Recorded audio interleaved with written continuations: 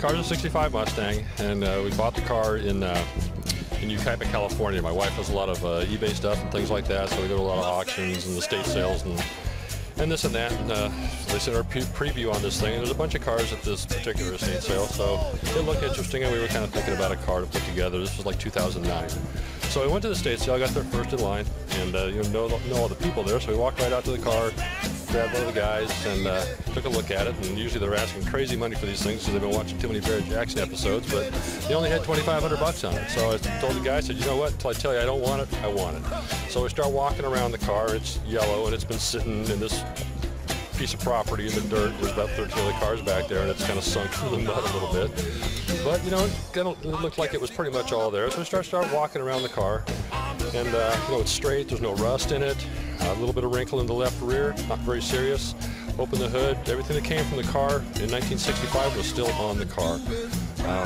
Found a box in the trunk with a couple cans of R&M paint in it and some receipts from 1978. I think it was 78 or 79. They took it down to Mexico. The car was baby blue originally. They painted it yellow and had it all upholstered into a tan for like $200. And then probably on the way back, the car overheated because the engine was locked up, and then when I took it apart, it had the big snow cone looking thing on one of the cylinders there from the antifreeze, so it was just all seized up. So I've been basically sitting in this field since '79 for 30 years. Up to the last registration tags on the plate. It had brand new Firestone 721s on it. Still had the blue stuff on the white walls and everything. Obviously they were 30 years old, but they were brand new when they parked it there. So it ended up being this guy was the second owner of the car. Had the original owner's manual for it, the original warranty card.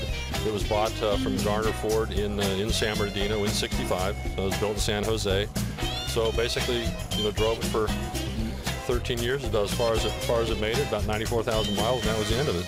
So I picked it up, brought it home, tore it all apart, completely disassembled it, frame off. Didn't really have a frame, but frame off as you can get for a car like this, and just started to clean it up and buy a whole stack of parts and put it all back together. Had it painted here locally in town. It took about 4 or 5 years to put the thing together, and this is where it sits. It's all back together, original. It has a 289 in it, 2-barrel, C4 automatic.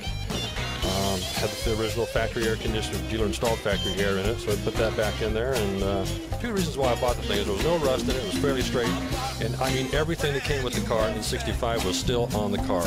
It has the original license plates and the original license plate frames on it, and I have the original title for it. So all the interior is brand new, everything on the car has been replaced or brand new. There's very little on it left that was still there. I mean, I kept some of the stock components if they weren't too rust or faded or the chrome wasn't too pitted too bad or anything. Has the original bumpers on it, door handles and stuff like that. The interior was originally the kind of blue metallic, to match the baby blue outside, and then made the interior black on it.